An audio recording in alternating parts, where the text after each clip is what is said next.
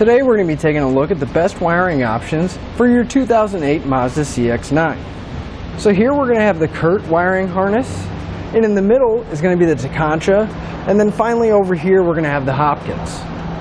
Now the way we're going to mount our converter box in our vehicle is going to differ from each kit.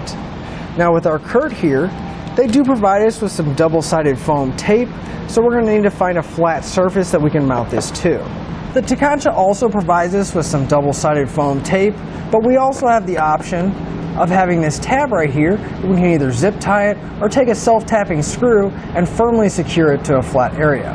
The Hopkins does not provide us with any double-sided tape, but there is holes on each side of our converter box so we can zip tie it to a flat surface as well.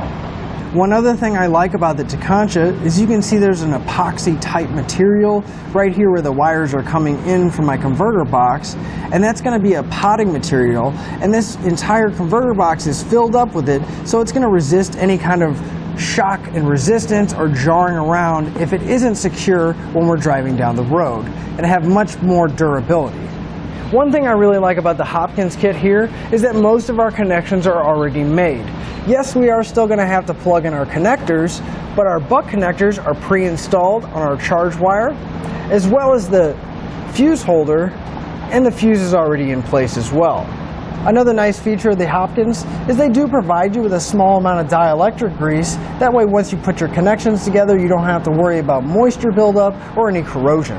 Now one benefit that the Hopkins has that I really like is that since we are going to have to drop down our 4-pole out of our hatch and close it, we're not really going to have to worry about it damaging the wire, but Hopkins has taken the extra step to put a protective sheathing on there, giving it extra protection and durability. One benefit that Curt has that I like is since we are going to have to run a wire to our battery and the wiring is going to stay on the inside, we are going to have to go from the inside to the outside of the vehicle. Now they did provide us with some silicone, so once we find a grommet that we can go through, we can seal it back up. Now as far as power rating goes, our Curt and Tekonsha both are going to come with a 10-amp fuse, which is going to be plenty to run a basic trailer with all your lights. Now the Hopkins on the other hand is going to come with a much larger fuse.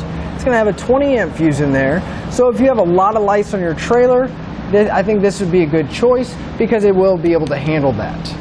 All three of our kits do come with the necessary hardware, zip ties, and self-tapping screws to get everything in place and secure.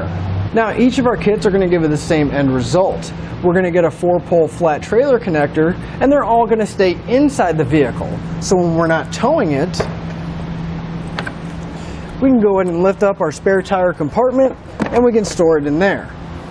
Now each one of our kits are going to install relatively the same, and it's going to be pretty straightforward.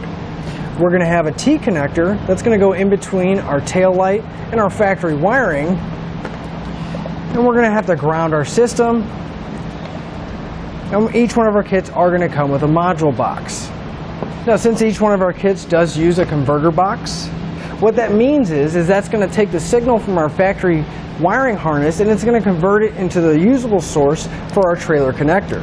But it's also going to prevent any damage if there's any backfeeding from the trailer end to coming back onto our vehicle, protecting our wiring. Now each one of our kits are a separate powered module box, so they're going to provide us with the fuse holders and the wires to run to our battery along with the fuses. So to sum everything up, I think all three of these kits are going to be a great option, but if ease of installation is your concern, each one of these kits are going to install relatively the same, so I don't think there's really much of a benefit from one to the other. Now if durability is your main concern, I think the Tekonsha is going to take it here purely because of the potting material that's in the converter box being able to withstand all the jarring and bumpy roads that you may go down. If power rating is your main concern, I think the Hopkins is going to take it here purely because they do provide you with that 20-amp fuse, which means that you're going to be able to have a lot more lights on your trailer and be able to handle that load. And that'll finish up the look at the best wiring options for your Mazda. Thanks for watching. Click the link in our description below to shop, learn more, or visit us at etrailer.com. And leave us a comment if you have any questions.